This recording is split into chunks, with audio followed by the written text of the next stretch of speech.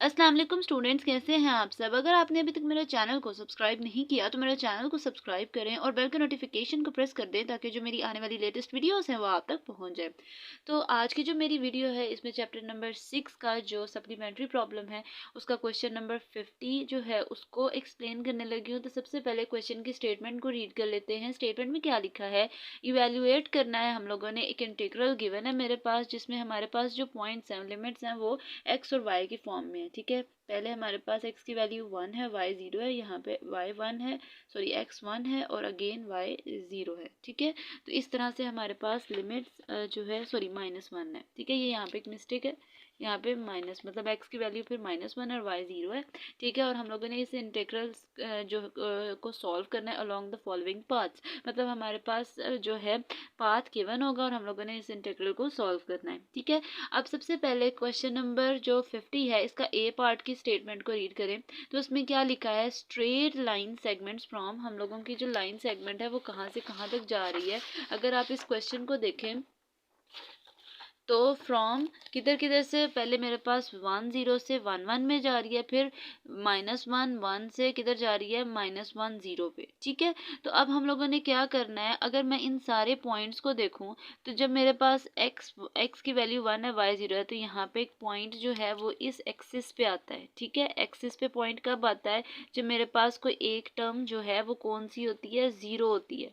ठीक है, अगेन यहाँ पे देखें तो मेरे पास x की वैल्यू -1 है और y की वैल्यू यहाँ पे 0 है। क्यों, क्योंकि यहाँ पे जब y 0 है तो ये वाला जो पॉइंट होगा वो ये वाला पॉइंट होगा, एक्सिस पे लाई करता है वो वाला पॉइंट। उसके बाद देखिए c की वैल्यू -1 है, मतलब हम लोगों ने x की वैल्यू -1 रखनी है और y की वैल्यू 1 रख के पॉइंट फाइंड करना है। और इस तरह से हम लोगों ने एक पाथ फाइंड आउट किया है जो a b c d से, इस तरह से हमारे पास एक पाथ हम लोगों को मिल गया। अब हम लोगों ने इस पाथ को फाइंड आउट करना है। अच्छा, अब एक और पॉइंट जो है वो बताने लगी हूँ कि जो मेरे पास क्वेश्चन नंबर 50 का ए पार्ट है, आपकी मर्जी है कि ए पार्ट को इस मेथड से कर लें या फिर इसका अल्टरनेट मेथड भी मैंने सॉल्व किया है। तो आपकी मर्जी है, आपने ये वाला मेथड करना है ये वाला कर लें और इसका जो दूसरा मेथड है वो करना है वो कर लें। वैसे अगर आप दूसरा मेथड करेंगे तो वो ज़्यादा आप लोगों के लिए जो है वो ईजी होगा, क्योंकि जो पार्ट बी है वो भी सिमिलर उसी पैटर्न पे है।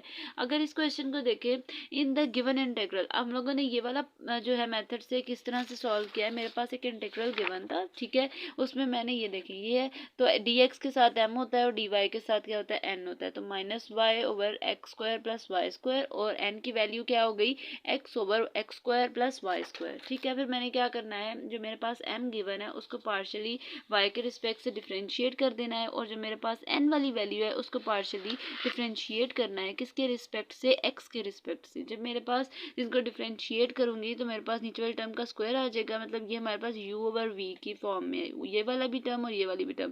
तो इस तरह से हम लोगों ने इसकी डेरिवेशन करनी है पार्शियली और फिर मेरे पास ये आंसर आएगा y² - x²। यहाँ पे भी y² माइनस, मतलब दोनों के आंसर सेम आ गए हैं। तो हम लोगों ने क्या लिखना है कि पार्शियल m/पार्शियल y किसके इक्वल है, पार्शियल n/पार्शियल x के। ठीक है, आगे देखें, दस जो मेरे पास इंटीग्रल है वो क्या कह रहे हैं, is an exact differential equation. क्यों एग्जैक्ट डिफरेंशियल इक्वेशन है, क्योंकि मैंने ये चीज़ आपको पहले भी एक्सप्लेन की थी। एग्जैक्ट डिफरेंशियल इक्वेशन का मतलब क्या है कि जब हम जो मेरे पास m वाली वैल्यू है उसको पार्शियली डिफरेंशिएट करें y के रिस्पेक्ट से और n वाली जो वैल्यू है उसको अगर पार्शियली डिफरेंशिएट करें x के रिस्पेक्ट से, तो दोनों का आंसर अगर सेम आ जाए तो ये एक एग्जैक्ट डिफरेंशियल इक्वेशन बन जाती है।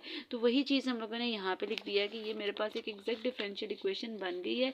फिर मैंने क्या करना है, उसी इंटीग्रल के अंदर वैल्यू पुट करनी है। अब यहाँ पे देखें तो मुझे इतना पता है कि अगर मैं डी मतलब ये मेरे पास tan इनवर्स का फॉर्मूला है, ठीक है, एक्सपेंडेड फॉर्म ये और क्लोज्ड फॉर्म ये, तो मैं उसको डी डिफरेंशियल को रिप्रेजेंट करता है डी tan इनवर्स y/x। अब tan इनवर्स भी पढ़ सकते हैं या ARC आर्क tan भी पढ़ सकते हैं, आपकी मर्जी है, जो सा मर्जी पढ़ लें।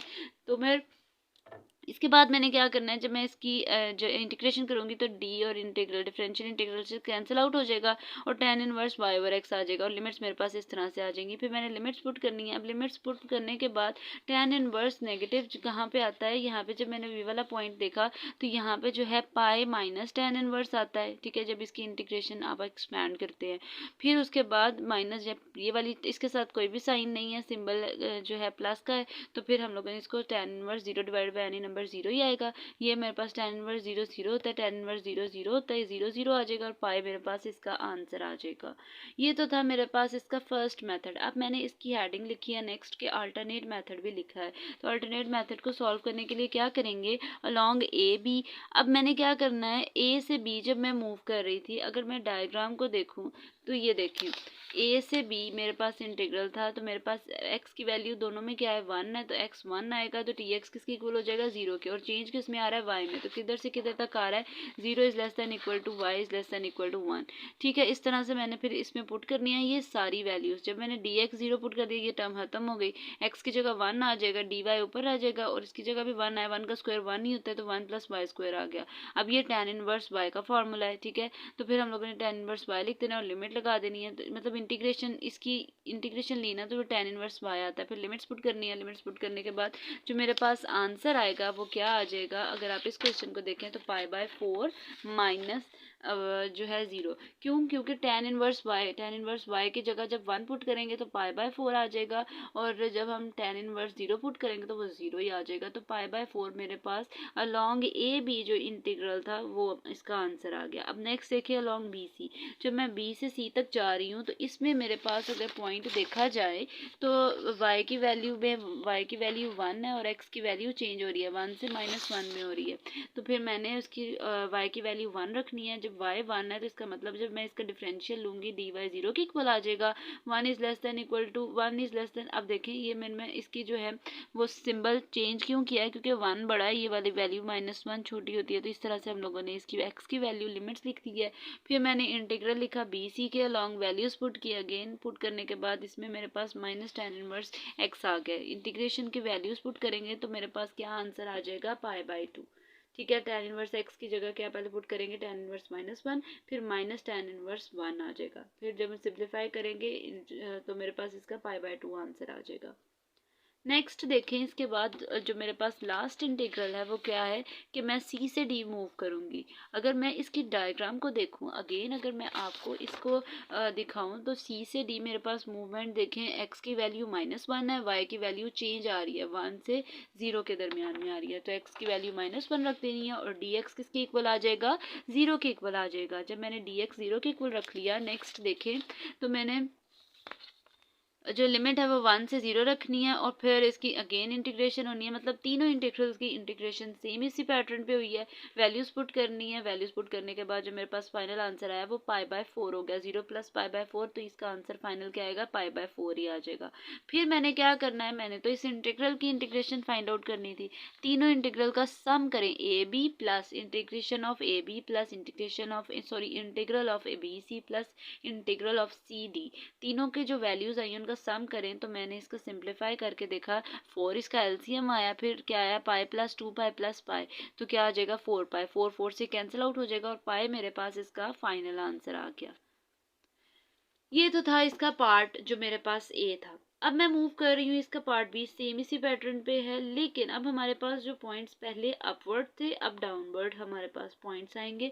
देखें कैसे आते हैं, straight line from 1 0 to 1 -1, then to -1 -1, then to -1 0. Show that although partial m over partial m is equal to partial m over partial y is equal to partial n over partial x, the line integral is dependent on the 1 0 to -1 0 and explain. ठीक है, अब क्या करना है, again उसने values दे दी हैं तो मैंने x और y प्लेन के अंदर इन सारी वैल्यूज को पुट किया और पुट करने के बाद एक पाथ मैंने बना लिया है, लेकिन इस दफ़ा पाथ कुछ इस तरह से बना, ये इस तरह से, इसको a रख लें, A B C D। ठीक है, इसको आप A लेट कर लें, आपकी मर्जी है A B C D बनाना है तो ये A है ये B है।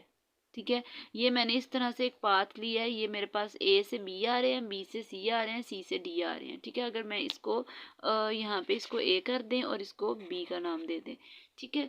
अब क्या करना है, अलॉन्ग ए बी, जब मैं ए से बी जा रही हूँ एक्स की वैल्यू अगेन 1 है, डी एक्स 0 के इक्वल है, तो लिमिट 0 से लेस देन इक्वल टू 0 जो है बड़ा है वो 1 छोटा है, तो इसलिए इस तरह से लिमिट्स लिखी जाएंगी। फिर मैंने इंटीग्रल लिखना है और अगेन उसकी वैल्यूज पुट करके सेम उसी पैटर्न पे इसकी सिंप्लीफिकेशन कर देनी है। मुझे लगता है इस चीज़ को अगेन मुझे एक्सप्लेन नहीं करना चाहिए।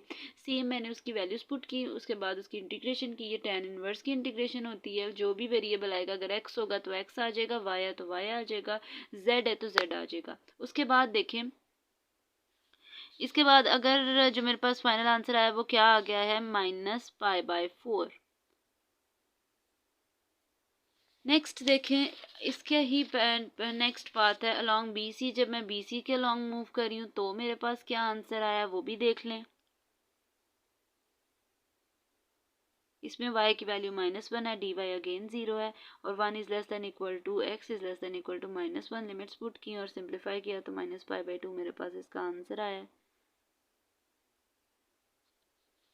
फिर अगेन देखें अलॉन्ग सी डी, सेम उसी पैटर्न पे x की वैल्यू -1 आ गई है, डी एक्स 0 के इक्वल आ गया, लिमिट पुट की, यहाँ पे वैल्यूज पुट की है, इंटीग्रेशन लिया तो tan inverse minus tan inverse y आ जाएगा, और उसकी भी हम लोगों ने अगेन इंटीग्रेशन कर लेनी है, और इंटीग्रेशन करने के बाद जो मेरे पास फाइनल आंसर आया वो क्या आ गया, -π/4।